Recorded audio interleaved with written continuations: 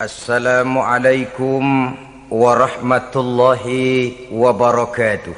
Waalaikumsalam warahmatullahi wabarakatuh. Bismillahirrahmanirrahim. Alhamdulillahi rabbil alamin. Wal aqibatu lil muttaqin. Wala udwana illa 'alal zalimin.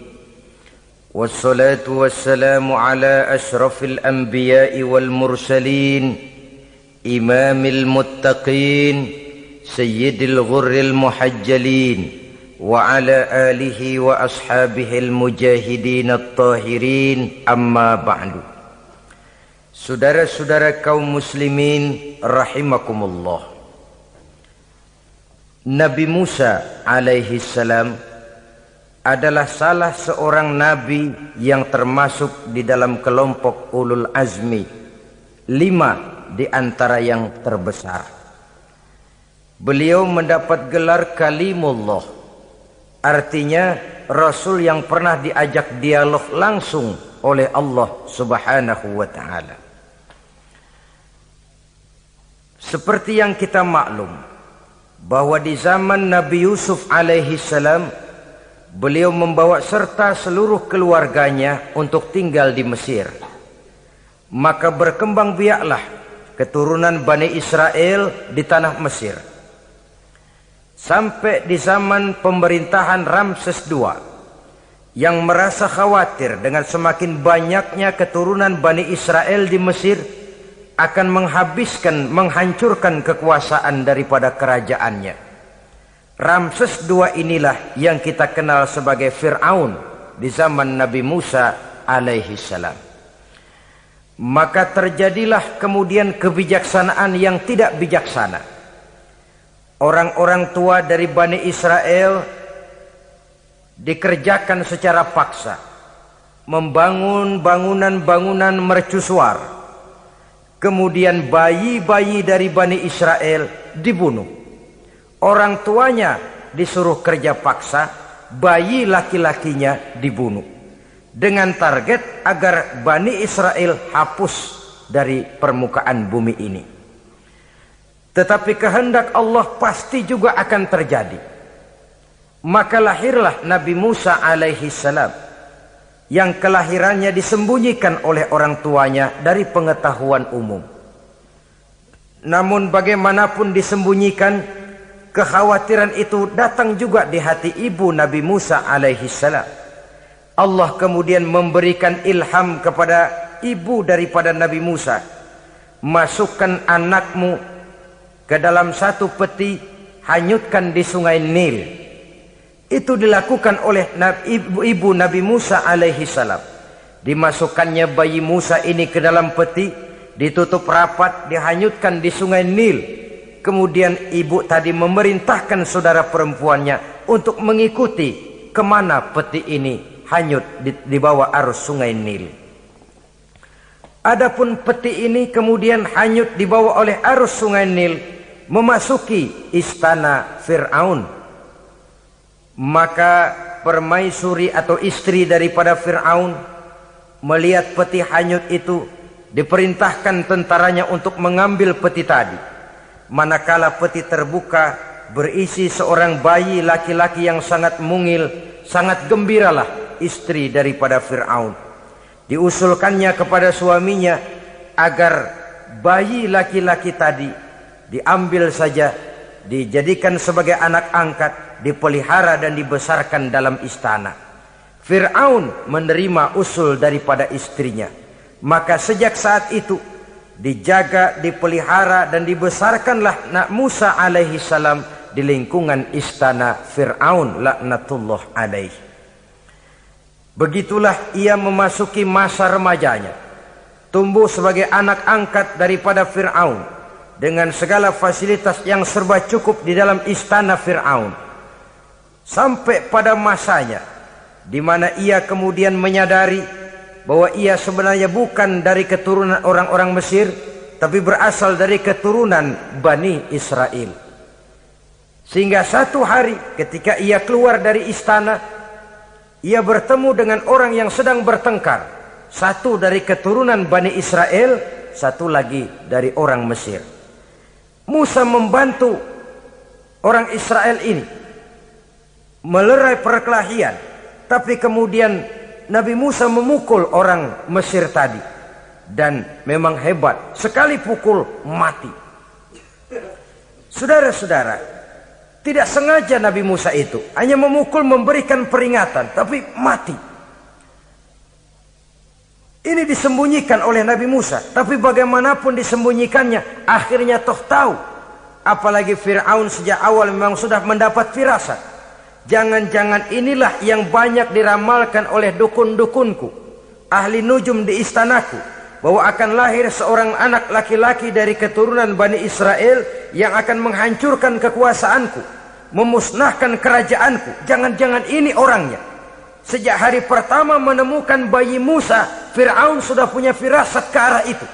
Tapi karena kalah oleh desakan istrinya, maka diterimalah Musa untuk dibesarkan di dalam lingkungan istana.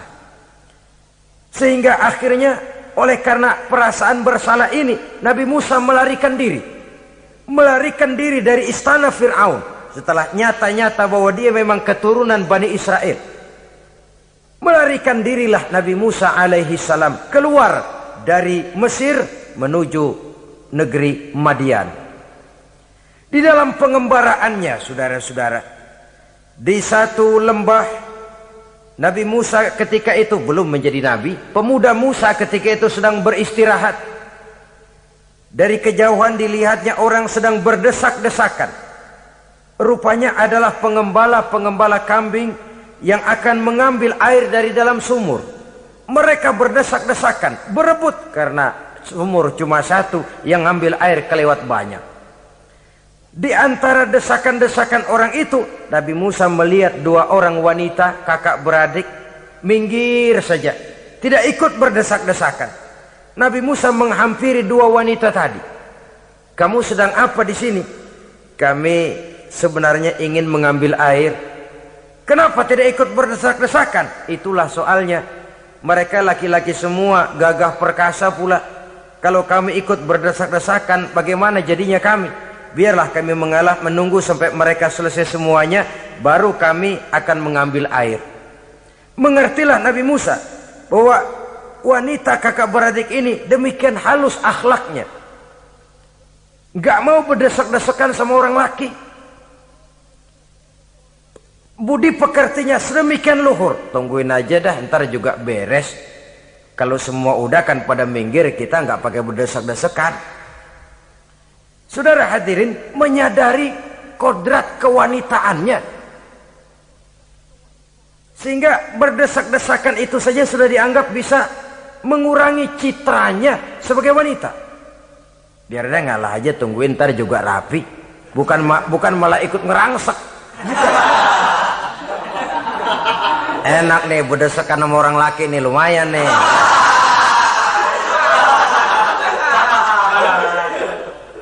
Sepintas itu saja sudah cukup bagi Nabi Musa, pemuda Musa, untuk menilai akhlak daripada wanita itu tadi. Oh, kalau kamu nunggu begini aja lama, kata Nabi Musa. Sudah, sini saya tolongin. Diambil embernya, Nabi Musa ikut berdesakan. Karena Nabi Musa memang kuat badannya. Gak lama sudah dapat air. Sodorkan ke sana.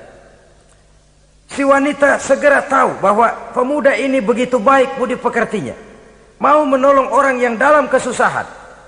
Akhirnya, bagaimana kalau kamu ikut saja ke rumah saya? Bapak saya sudah tua, senang hatinya kalau kamu ikut ke rumah, kenalan sama bapak saya. Ayolah, ayolah, berangkatlah. Dalam perjalanan, si wanita ini berjalan duluan, Nabi Musa di belakang. Kemudian Nabi Musa bilang, sebentar, saya duluan, kamu belakangan. Kenapa rupanya?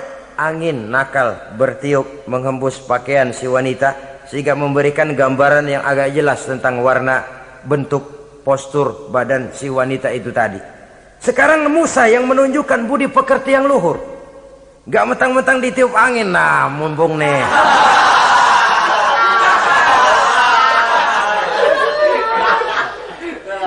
Rezeki nih, kapan lagi nyari yang begini ya? Jadi dua-duanya sudah menunjukkan satu akhlak yang sangat luhur. Dan manakala sampai di rumah si wanita kakak beradik tadi, diceritakanlah halnya bahwa dia ditolong oleh seorang pemuda. Inilah orangnya. Sangat bersukacitalah hati orang tua kedua wanita itu tadi. Lalu usul si wanita tadi, Pak, kita kan di sini banyak punya kambing, nggak ada yang bantuin gembala. Bapak sudah tua. Kalau ini orang kita minta tinggal di sini saja, gimana Pak? Ya terserah kamulah. Akhirnya Nabi Musa tinggal di sana. Menurut satu riwayat 8 tahun ikut mengembalakan kambing. Dan orang tua tadi tidak lain adalah Nabi Syuaib alaihi salam, yang pada akhirnya kemudian Nabi Musa dikawinkan dengan wanita itu tadi. Setelah berumah tangga, Nabi Musa ingat kembali bahwa ia sesungguhnya keluar dari Mesir karena menghindarkan diri. Bahwa kaumnya Bani Israel hidup di Mesir itu tertindas di bawah rezim kekuasaan Fir'aun yang zalim. Dikerjakan secara paksa, wanita dipermalukan, bayi-bayi laki-laki dibunuh. Tergerak hatinya. Iya, dia sudah enak, punya mertua bijaksana, punya istri cantik, hidup tenang sebagai pengembala kambing. Tapi nurani kebangsaannya berontak. Saya tidak boleh bersenang-senang sementara bangsa saya ditindas. Saya tidak boleh menari di atas bangkai saudara saya. Saya tidak boleh tersenyum di atas penderitaan saudara-saudara saya. Saudara-saudara saya Bani Israel merintih di bawah penindasan Fir'aun. Saya harus membebaskan mereka. Diceritakanlah hal ini kepada mertuanya. Wah, kalau pakai bahasa mertua, saya mau kembali ke Mesir. Untuk apa Musa? Untuk menyelamatkan saudara-saudara saya Bani Israel yang masih dalam cengkraman kezaliman rezim Fir'aun. Saya harus membebaskan mereka. Ya kalau memang itu tekadmu nak, berangkatlah. Bapak mengiringimu dengan doa. Berangkatlah Nabi Musa bersama istrinya. Sampai ketika beliau sedang istirahat di satu lembah, dari kejauhan beliau melihat ada api menyala. Beliau berkata kepada istrinya, kau tunggu di sini. Tidak lama saya akan kembali. Saya akan menghampiri api itu. Berangkat Nabi Musa ke arah api menyala tadi. Makin didekati makin terang sinarnya. Sampai kemudian terdengar suara, ya Musa, inni ana rabbuka fakhla' na'laik. Innaka bilwadil muqaddasi tuwa wa ana akhtartuka fastami' lima yuha. Wahai Musa, akulah Tuhanmu, bukalah terompahmu. Sesungguhnya engkau berada di satu lembah yang disucikan bernama lembah tua. Aku telah memilihmu Musa, dan sekarang dengarlah apa yang diwahyukan kepadamu. Pada saat itulah turun wahyu pertama, dan resmilah sudah Nabi Musa diangkat menjadi Rasul oleh Allah Subhanahu wa ta'ala di satu lembah di Bukit Tursina. Apa wahyu yang pertama turun? Bunyinya, innani anallah la ilaha illa ana fa'budni. Sesungguhnya aku inilah adalah benar-benar Tuhanmu, tidak ada Allah selain daripada aku, maka hendaklah engkau hanya beribadah menyembah kepadaku. Ini umum saudara. Semua Rasul yang diutus Allah, inilah ajaran prinsipnya. Anallah la ilaha illa ana. Akulah Allah Tuhanmu, tidak ada Tuhan lain selain Allah. Semua Rasul membawa ajaran ini. Oleh sebab itu, bukan hanya sekadar percaya kepada Tuhan saja yang penting. Sudahlah, pokoknya kan percaya kepada Tuhan. Iya, Tuhan yang mana?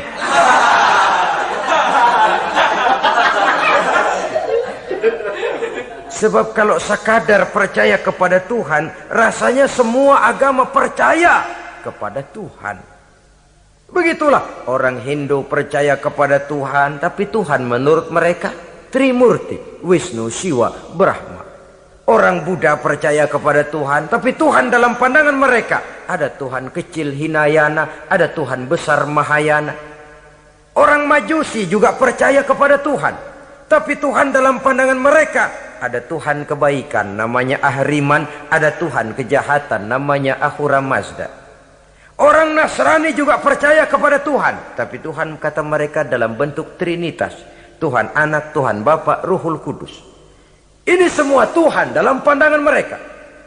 Jadi kalau sekadar percaya kepada Tuhan, percaya kepada Tuhan, percaya kepada Tuhan, Tuhan yang mana? Itu yang prinsip.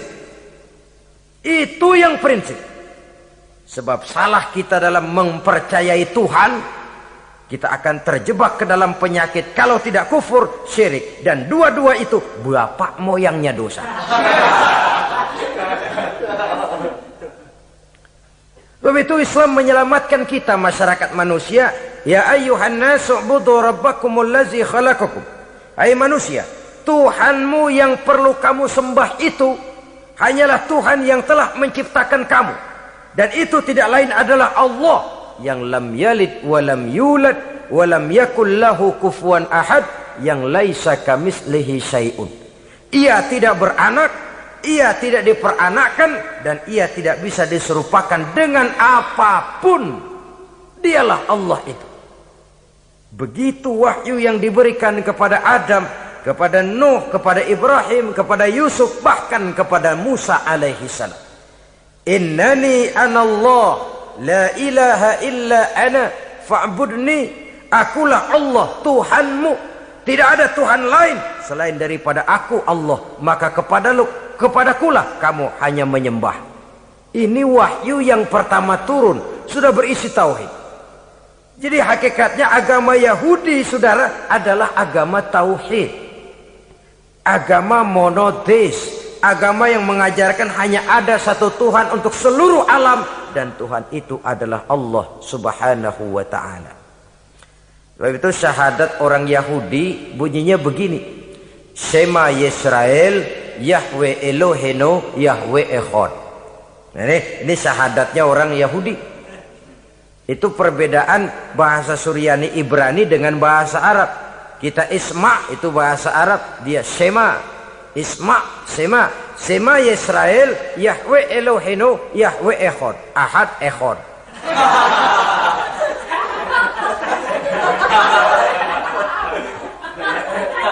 Maksudnya jelas. Sema Yisrael Yahweh Elohenu Yahweh Echad. Dengarlah hai Israel, Tuhan kita ialah Tuhan yang Esa. Yahweh kata mereka, Tuhan kita ialah Tuhan yang Esa. Esa tunggal, tidak beranak, tidak diperanakan. Kalau masih beranak, masih diperanakan, jangan Esa disebut, sebab dia masih berbilang. Dan maha suci Allah daripada sifat berbilang. Jadi asas dari seluruh misi yang dibawa oleh Rasul yang 25 itu sama, tauhid inti ajarannya. Setelah tauhid, wa aqimis sholata li dzikri, dan dirikanlah solat untuk mengingat aku. Jadi solat pun diwajibkan kepada Nabi Musa. Cuma teknisnya yang berbeda. Bagaimana solat di zaman Nabi Musa, bagaimana solat di zaman Nabi Sulaiman, bagaimana solat di zaman Nabi Muhammad. Prinsipnya sama, solat. Teknisnya yang berbeda. Di zaman Nabi Sulaiman konon solat itu tidak pakai ruku, tidak pakai sujud, diri saja. Makanya Nabi Sulaiman itu menurut riwayat meninggalnya dalam posisi berdiri. Artinya apa? Dalam keadaan solat beliau itu. Bukan diri ngejedek kayak kita nungguin bus, bukan.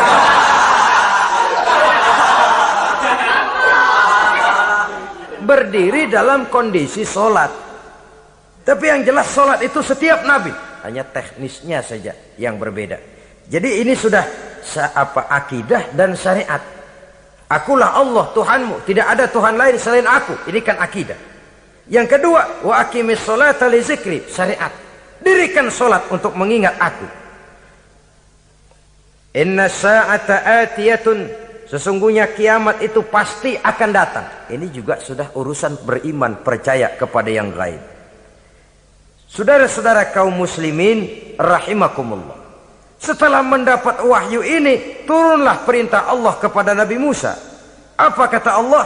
Izhab ila fir'auna innahu tagha. Sekarang Musa, berangkatlah kamu menuju Fir'aun. Ia telah melampaui batas. Berangkatlah kamu ke sana Musa, hadapi Fir'aun, sampaikan dakwah ini, ia telah melampaui batas. Innahu tagha, ia telah berlebih-lebihan. Nah, saudara-saudara, jadi dua fungsi sudah.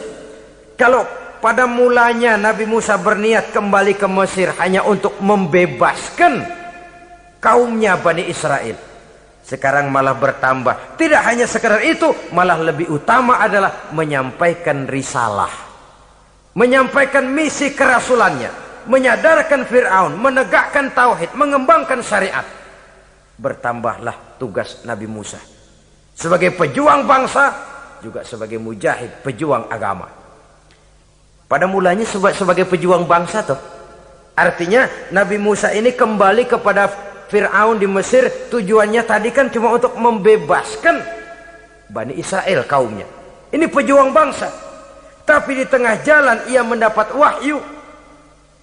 Berangkat kau kepada Fir'aun, innahu tagha, ia telah melampaui batas. Sadarkan dirinya, canangkan tauhid, sampaikan syariat. Bertambahlah tugasnya. Lebih daripada sekedar pejuang bangsa, ia juga pejuang agama, pejuang tauhid. Dwi fungsi. Kadang-kadang ada pejuang agama tapi tidak pejuang bangsa. Kadang-kadang ada pejuang bangsa tapi tidak pejuang agama. Nah, saudara-saudara kaum muslimin rahimakumullah, idealnya ya kedua-duanya. Ya pejuang agama, ya pejuang bangsa juga. Mendapat tugas seperti ini, apa permohonan Nabi Musa alaihi salam? Beliau berkata, qala rabbi shrah li sadri wa yassir li amri wahlul 'uqdatam min lisani yafqahu qawli waj'al li waziran min ahli Haruna akhi usdud biha uzri. Ini permohonan Nabi Musa ketika dilantik menjadi rasul, diberikan tugas, berangkat kau ke Mesir, sampaikan risalah ini kepada Fir'aun karena ia telah melampaui batas. Apa permohonan Nabi Musa? Rabbi syrah li sadri, ya Allah, lapangkan hati saya. Wa yassir li amri, mudahkan urusan saya. Wahlul 'uqdatam min lisani, buka kebekuan lidah saya. Yafqahu qawli, sehingga mereka mengerti apa yang akan saya bicarakan. Ini kondisi dasar. Memulai satu perjuangan dengan persiapan dasar. Apa permohonan pertama? Isyrah li sadri, lapangkan jiwa saya. Menghadapi musuh dengan jiwa yang lapang itu penting. So, kalau kita menghadapi musuh dengan jiwa yang sempit, kita sudah kalah sebelum perang. Menghadapi musuh dengan jiwa yang lapang, artinya masih berharap kalau dia mau mengikuti ajaran ini. Jadi pada tahap pertama itu datang bukan sebagai orang yang mau membasmi, tapi sebagai orang yang mau menyelamatkan. Ini perlu jiwa yang lapang. Sebab dakwah Nabi Musa itu kan pertama menyadarkan Fir'aun dulu. Nanti akan kita lihat setelah disadarkan dengan kata-kata, tidak kena juga dengan bukti berupa mukjizat. Masih bandel juga. Musa mohon supaya dikirim bencana. Masih nggak mempan juga, habis dah urusan.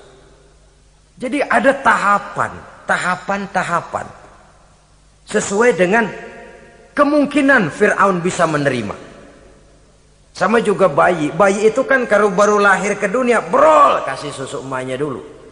Gedean dikit, bubur. Gedean lagi, nasi ulek dah. Udah gede betul, nasi. Udah gede banget, jengkol jijelin.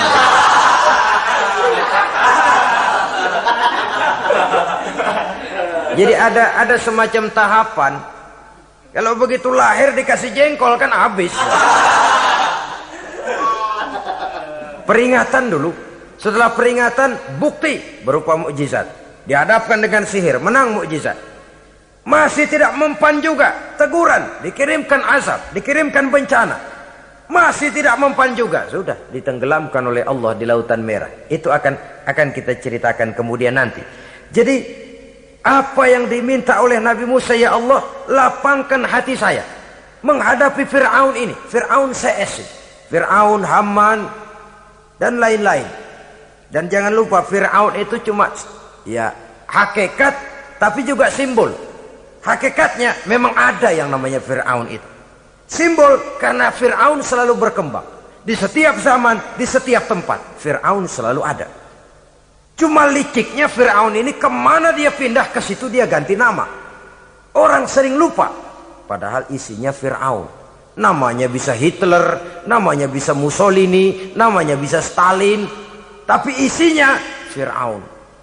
Kemana dia tinggal, di situ dia ganti nama. Simbol dari kekuasaan yang terlepas dari kontrol iman. Simbol dari kekuasaan yang menyebabkan orang lupa diri dan lupa daratan. Dan sebenarnya mah Fir'aun mulanya cuman raja tuh, raja doangan dia.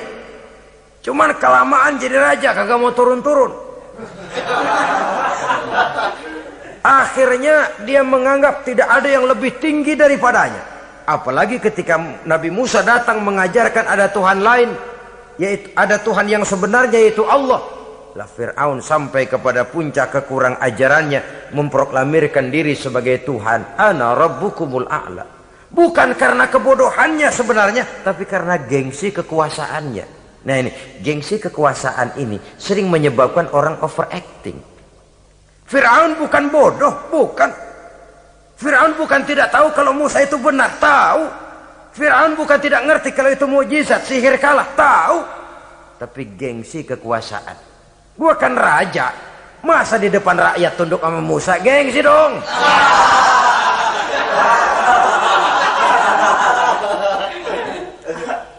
Cobalah lihat, gengsi kekuasaan sering membuat orang mau menginjak-injak kebenaran, mau membohongi hati nuraninya sendiri, mau membohongi kolbinya, hatinya. Padahal itu sudah, orang kalau sudah hatinya sendiri dibohongin, apalagi orang lain, sudah manusia paling kejam itu. Cuma karena gengsi kekuasaan saja. Gengsi kekuasaan kadang menganggap remeh kecil Nabi Musa, kadang merasa besar di depan rakyatnya, tiba-tiba harus tunduk kepada dakwah Musa. Ntar dulu, ada apa sama Musa, dia kanyut, gue yang ngangkat. Iya toh, peristiwa di Sungai Nil itu. Karena aku yang nyelamatin, aku yang besarkan dia di istanaku. Gengsi kekuasaan sering menyebabkan orang overacting. Bukan karena kebodohannya, dia tahu itu benar, tapi dia berat untuk mengikutinya. Kenapa? Gengsi kekuasaan. Inilah watak Fir'aun. Oleh sebab itu Nabi Musa minta, ya Allah, lapangkan hati saya menghadapi orang kayak Fir'aun ini. Wa yassirli amri, dan mudahkan urusan saya. Ini orang berjuang itu, saudara, setelah segala taktik dan strategi dibicarakan, segala persiapan fisik disiapkan, jangan lupa wa yassirli amri, ya Allah, mudahkan urusan saya. Sebab sepanjang yang bisa kita lakukan hanyalah berusaha dan berusaha. Kepastian, ketentuan, hak prerogatif daripada Allah Azza wa Jalla. Kalau Allah memberikan kemudahan, satu dunia orang mau menghadang, no problem. Kalau Allah sudah memberikan kemudahan, satu dunia orang mau mendatangkan kesulitan, gak ada gunanya. Wa yassirli amri, mudahkan kiranya urusan saya ini ya Allah. Karena sudah terbayang oleh Musa. Pertama, faktor psikologis. Bagaimanapun Fir'aun itu kan bapak angkat sendiri. Ya orang kalau nasihatin orang lain barangkali nggak terlalu jadi beban moral. Tapi kalau sudah menasehati orang yang pernah mengasuh dan membesarkan dia, itu kan beban moral. Sulit posisi ini. Apalagi kekuasaan mutlak berada di tangannya, tentaranya gagah perkasa. Wa yassirli amri, mudahkanlah urusan saya ya Allah. Lapangkan hati, mudahkan urusan. Saudara-saudara kaum muslimin rahimakumullah. Permohonan yang ketiga dari Nabi Musa, setelah minta dilapangkan hati dan dimudahkan urusan, wahlul 'uqdatam min lisani, bukalah kebekuan lidahku. Satu riwayat menjelaskan bahwa Nabi Musa memang agak gagap kalau bicara. Riwayat lain menjelaskan bahwa beliau agak sedikit cadel. Tapi yang jelas, minta agar dibukakan kebekuan lidah. Ini mengandung satu pelajaran, bahwa cara menyampaikan sesuatu akan sangat menentukan sesuatu itu sendiri. Sesuatu yang baik, kalau salah cara kita mengucapkannya, salah cara kita menyampaikannya, jadi tidak baik kesan orang. Ini soal ucapan. Soal hati itu Allah saja yang tahu.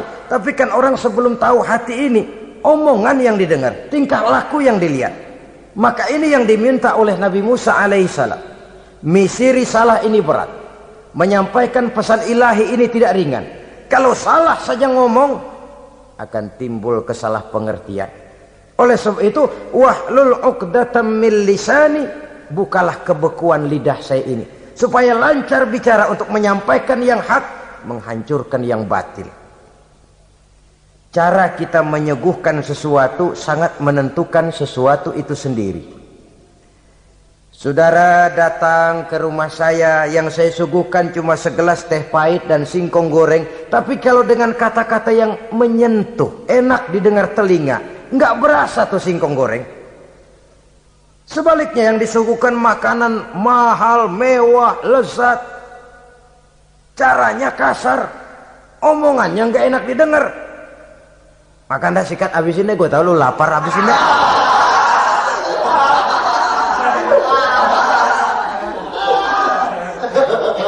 Rasanya biar lapar juga nahan juga gitu. Apa itu? Bukan makanannya yang tidak enak, bukan kita nggak doyan, bukan, caranya itu loh, caranya. Nah, Islam ini agama yang baik. Kalau disampaikan dengan kata yang tidak baik, akan timbul, oh Islam kok gitu ya. Nah ini yang tidak diinginkan oleh Nabi Musa. Wahlul 'uqdatam min lisani. Kita begitulah dalam kehidupan ini, kadang mendengar satu ceramah bisa berurai air mata, bisa histeris, bisa gembira. Kenapa? Kepandaian orang menyampaikannya. Bicara dia 2-3 jam, rasanya baru 5 menit, baru sebentar kok tahu-tahu sudah selesai. Ada yang udah setengah jam, baru seperempat jam ngomong, udah rasanya udah kayak 3 jam.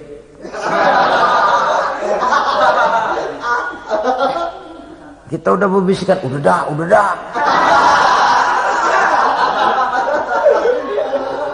Wahlul 'uqdatam min lisani. Targetnya apa? Yafqahu qauli, agar mereka memahami. Tentu lawannya agar mereka tidak salah mengerti, agar mereka tidak salah paham. Sebab kalau misi ini diterima dengan salah paham, dakwah tidak nyambung. Maka ini doa banyak dibaca, diamalkan oleh orang-orang mimbar yang sering pidato. Lapang hati melihat kerumunan orang banyak, tapi nggak dak-dikduk, nggak kena demam mimbar. Udara dingin tapi keringat, baju basah.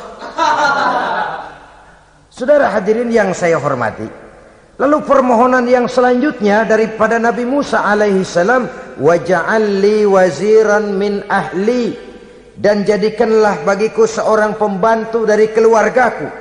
Siapa? Haruna akhi, dia tidak lain adalah saudaraku Harun.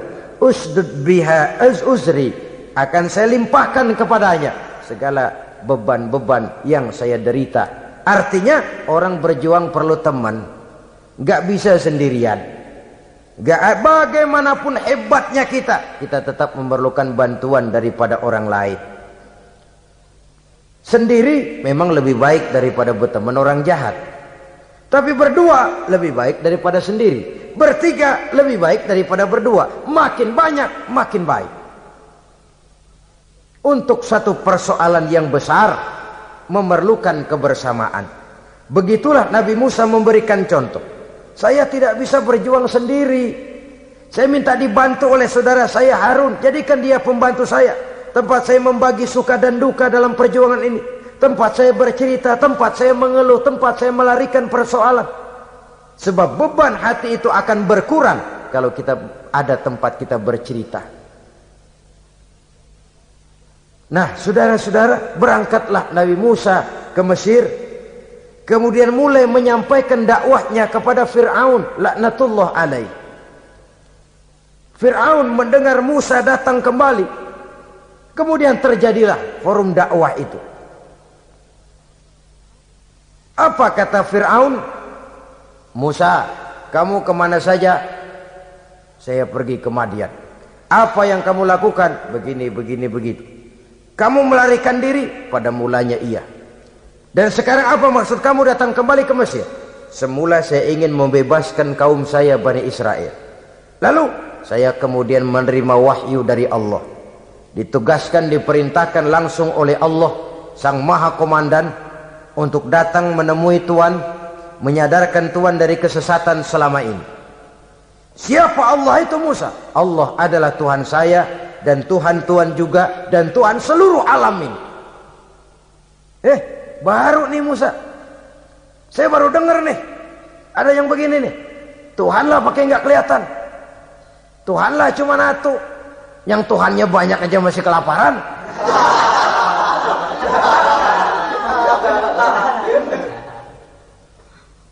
Di mana Tuhan? Tuhan saya bersemayam di aras, tempat yang sangat tinggi. Hei Haman, kata Fir'aun kepada Perdana Menterinya, bikin menara yang tinggi. Bikin rakyat kerja paksa lagi, bikin menara tinggi. Naik Fir'aun ke atasnya, ngelepas panah dari atasnya. Menurut satu riwayat, panah itu ditangkap oleh malaikat, ditublaskan ke ikan, lalu dikembalikan lagi kepada Fir'aun dalam kondisi di mana panah itu berdarah. Dia tangkap lagi oleh Fir'aun, turun ke bawah, pidato di depan rakyatnya. Nih liatin, Tuhan Musa udah saya panah nih. Mati. Saudara hadirin yang saya hormati, dengan segala macam dalih Fir'aun mencoba mengingkari dakwah Nabi Musa alaihi salam.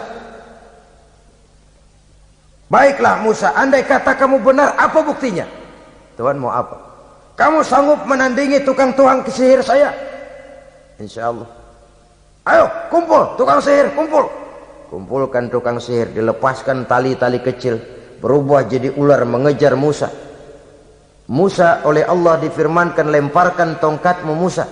Musa melemparkan tongkatnya. Tongkat Musa kemudian berubah menjadi ular besar yang menerkam ular-ular kecil tadi. Habis itu ular kecil ciptaan tukang sihir Fir'aun. Begitu hebat mukjizat yang diberikan Nabi Musa, dan Fir'aun tahu itu mukjizat. Tapi dia ingkar juga. Tidak mau beriman. Sudah nyata bukti, sudah jelas saksi, dia tetap ingkar. Akhirnya Nabi Musa berdoa memohon kepada Allah, Rabbana innaka ataita fir'auna wa mala'ahu zinatan wa amwalan fil hayatid dunya.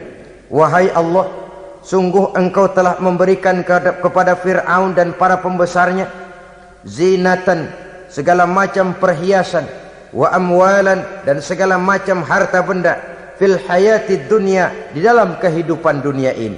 Rabbana liyudillu an sabilik, semuanya hanya menyebabkan mereka jadi sesat dari jalanmu. Rabbana tmis ala amwalihim, ya Allah binasakanlah mereka di dalam hartanya. Wasdud ala qulubihim, tutuplah pintu hatinya. Fala yu'minu hatta yarawul azabal alim, mereka tidak akan beriman sampai mereka melihat azab yang sangat pedih. Sudah dibuktikan dakwah baik-baik tidak mempan, bukti berupa mukjizat tidak kena, sampai dikirimkan teguran berupa berbagai macam bencana masih tidak juga beriman. Akhirnya Nabi Musa memutuskan, kalau begitu menyelamatkan kaum dululah. Kaumnya Bani Israel dibebaskan dari perbudakan, dibawa oleh Musa keluar dari Fir'aun, dari Mesir, dikejar oleh Fir'aun. Dalam pengejaran ini sampailah Nabi Musa di tepian Laut Merah. Buntu, depan laut, belakang tentara Fir'aun. Maju kecebur, mundur kepergok musuh, nggak ada pilihan lain. Dalam kondisi seperti ini, Allah subhanahu wa ta'ala berfirman kepada Musa, lemparkan tongkatmu ke laut, hai Musa. Musa melemparkan tongkatnya ke laut. Terjadilah mukjizat. Laut terbelah, jalan muncul ke permukaan laut. Lewat Musa di jalan itu, Fir'aun terus mengejar. Ketika Musa sampai di tepian sebelah sana, Fir'aun masih di tengah jalan. Laut menutup kembali, hilang itu jalanan. Fir'aun dan seluruh tentaranya tenggelam di Lautan Merah, mati. Pada saat kondisi seperti itulah Fir'aun dalam keadaan menghadapi sakaratul maut, napas cengap-cengap, hampir putus di leher, berkata dia, amantu bi Rabbi Musa wa Harun. Kalau begini mah saya juga percaya dah sama Tuhan. Percaya dah sama Tuhannya Musa dan Tuhannya Harun. Kata malaikat maut, kemarin kemana mas?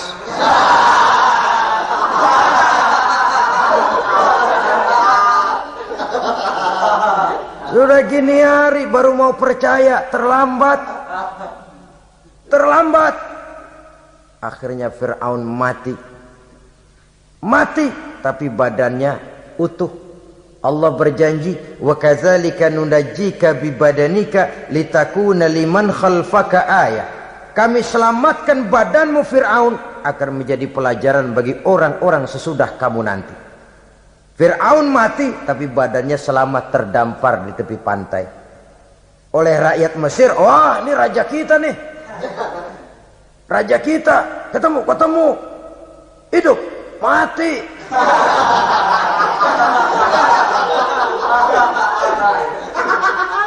Kemudian sesuai dengan tradisi raja waktu itu, dimumilah badannya, diawetkan, sehingga sampai sekarang jenazah atau jasad daripada Fir'aun ini masih tersimpan dengan baik di museum negara di Mesir itu. Saudara-saudara kaum muslimin rahimakumullah. Jadi satu hal yang bisa kita ambil pelajaran daripada riwayat perjalanan dakwah Nabi Musa ini, bahwa dakwah menyampaikan risalah memang bukan jalan lurus dan licin bertabur bunga di kanan kirinya.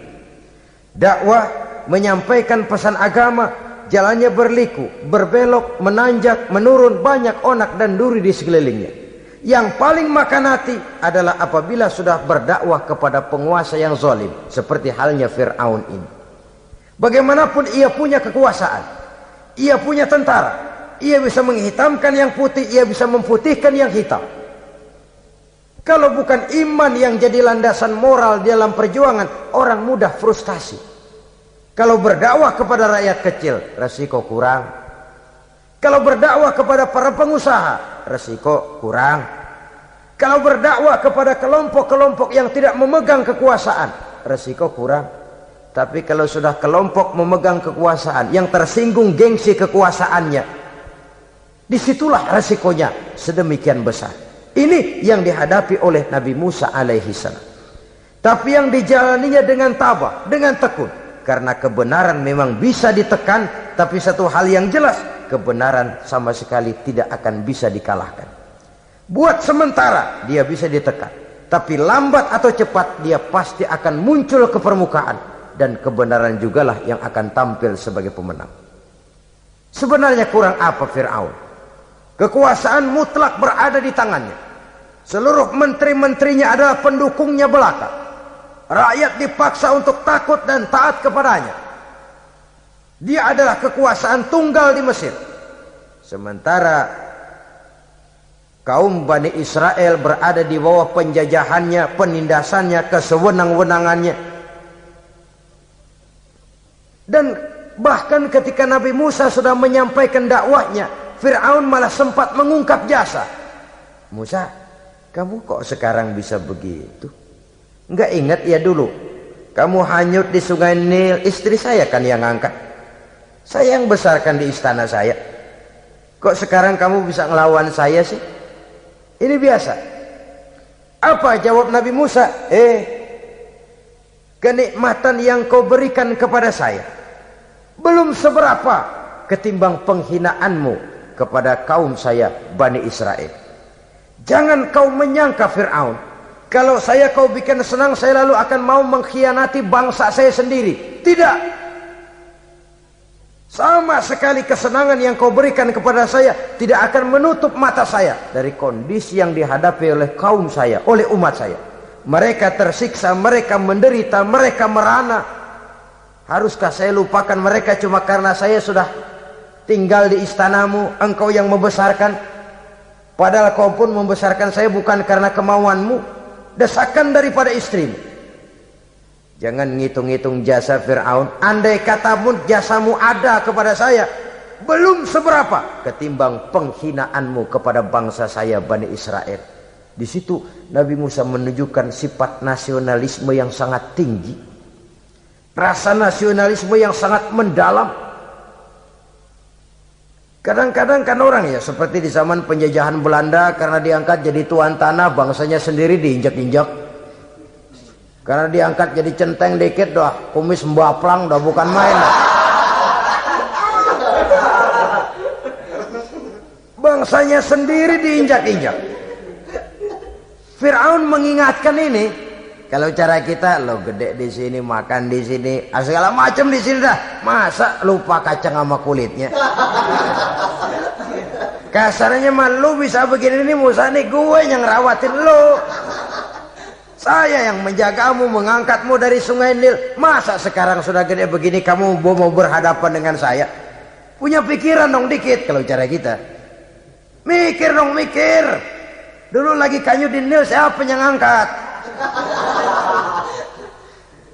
Musa tidak membantah. Betul itu Fir'aun, betul.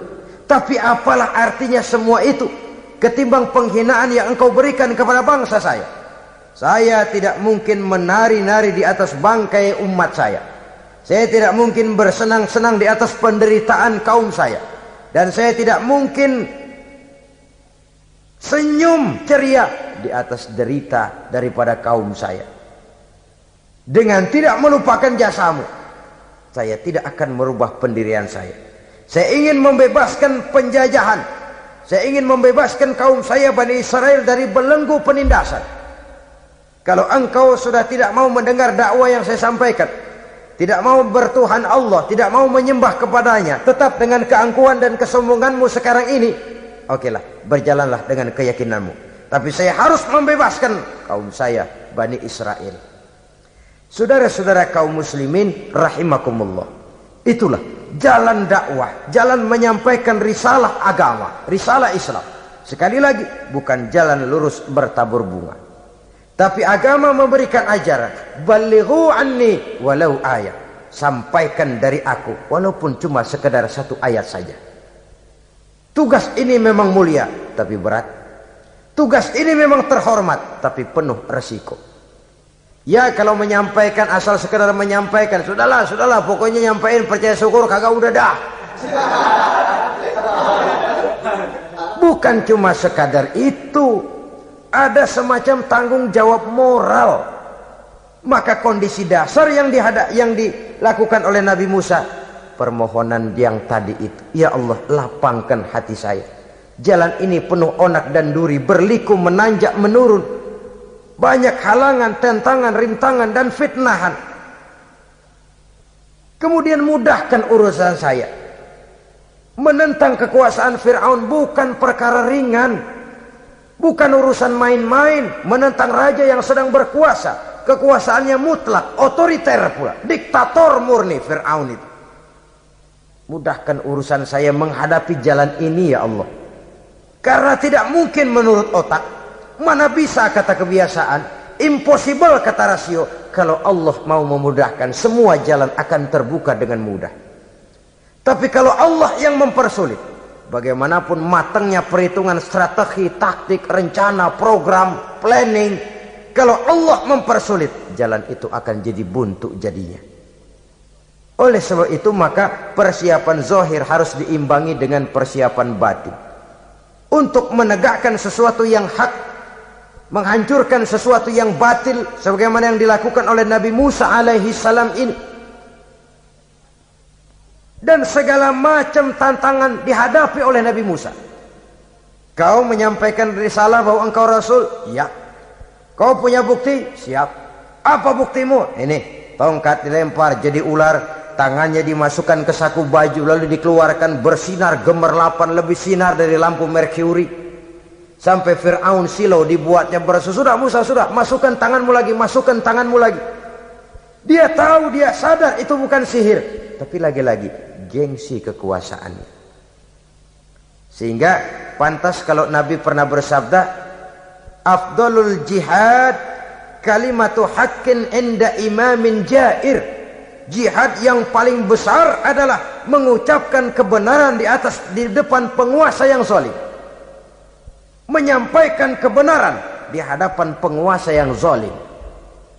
Tapi kan berat, saudara, sulit, apalagi kalau belum apa-apa udah ngeri. Udah jangan dah.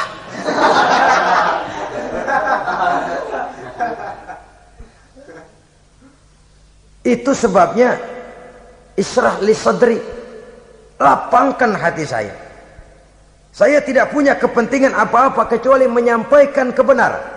Kalau sudah ada kepentingan pribadi, itu yang sering jadi handicap.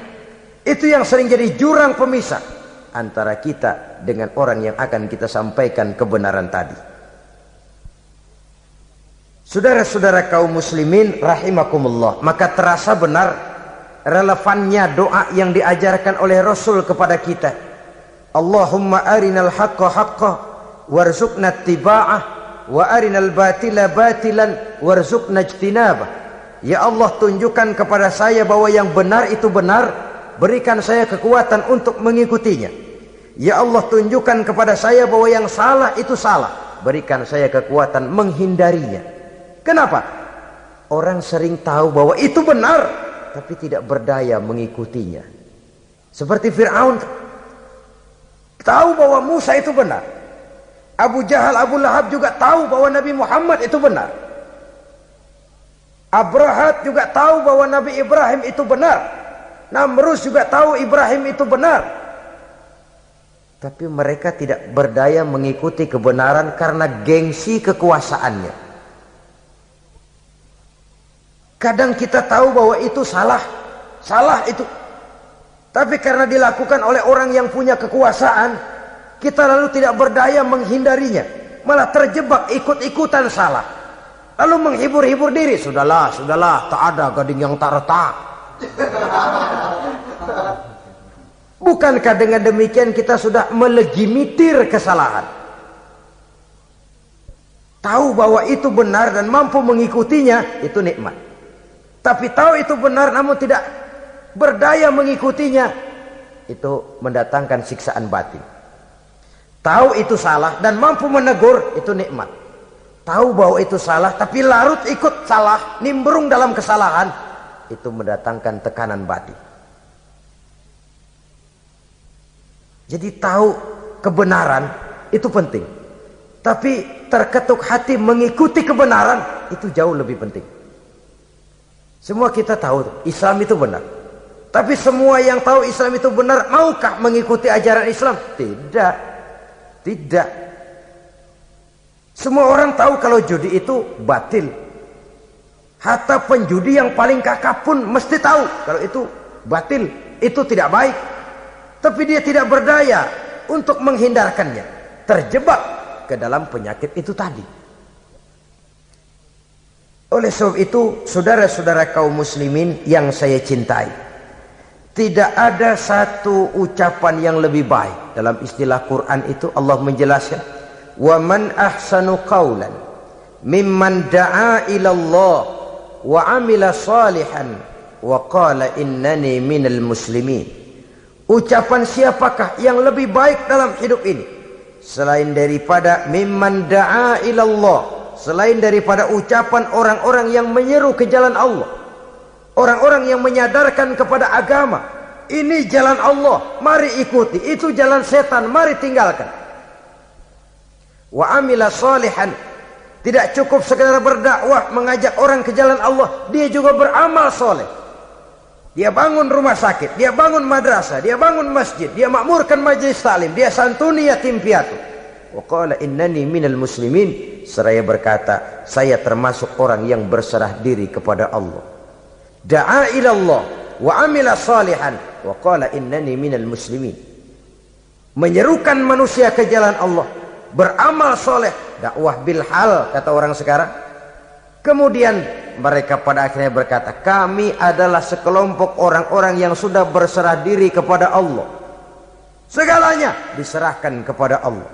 Lahirlah kedamaian rohani, ketegaran pribadi, ketentraman batin di dalam dia melaksanakan tugasnya. Kalau tidak, maka nanti ya tuh orang kan gua ajak baik-baik nyuruh sembahyang, ngapa gua dimusuhin? Dipikirin, kurus dah.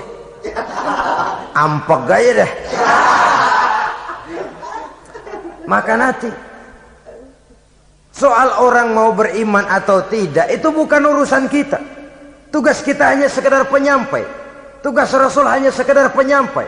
Kalau dakwah sudah disampaikan, metode sudah disusun, pendekatan sudah baik, tapi orang tidak mau beriman, Allahumma inni qad ballaghtu, ya Allah sudah saya sampaikan, ya Allah sudah saya peringatkan, ya Allah sudah saya sampaikan, ya Allah sudah saya tegur.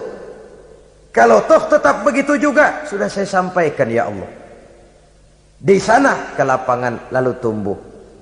Jadi dengan kata lain, kita hanya berusaha, hidayah adalah di tangan Allah. Oleh sebab itu, kita ini termasuk yang bersyukur telah mendapat limpahan hidayah ini. Kalau kita lihat Fir'aun CS termasuk Haman, Perdana Menterinya, dan seluruh bala tentaranya, kurang apa? Mereka lihat mukjizat. Mereka saksikan kebesaran Allah. Di dunia juga mereka sudah dikirim bencana, teguran kepada mereka, entah tidak juga beriman. Dan strategi Nabi Musa mula-mula dialog, diajak ngomong, diajak bicara, diajak mikir, tukar pikiran. Allah itu begini-begini, oh tidak bisa, iya begini begitu. Masih tidak percaya juga, dibuktikan mukjizat, tongkat jadi ular, tangan bisa mengeluarkan sinar. Masih ingkar juga, keluar doanya nih, doa yang ada dalam surah Yunus ayat 88-89. Rabbana tmis ala amwalihim, ya Allah cukup dah. Seruan sudah disampaikan, peringatan sudah diberikan, mukjizat sudah mereka lihat, tapi nggak juga mau beriman. Buresin aja harta bendanya dah. Habisin aja, habisin dah. Dikasih perhiasan kehidupan dunia. Innaka ataita fir'auna wa mala'ahu zinatan wa amwalan. Dikasih harta, kesenangan dunia, bikin sesat. Habisin aja dah. Wastud ala qulubihim, hatinya empat dah. Udah dipatri, udah nggak mempan apa-apa. Sudahlah ya Allah. Wala yu'minu hatta yaraul azabal alim. Rasanya mereka memang nggak bakal mau beriman kalau belum melihat azab yang sangat pedih. Dan memang setelah timbul tenggelam, napas mau sekarat, baru beriman. Terlambatlah sudah. Nah, saudara-saudara kaum muslimin rahimakumullah, bagaimana akhir daripada perjalanan Nabi Musa ini, insya Allah akan kita bicarakan pada pertemuan berikutnya. Terima kasih atas perhatian saudara. Mohon maaf atas segala kekurangan. Wassalamualaikum warahmatullahi wabarakatuh. Waalaikumsalam warahmatullahi wabarakatuh.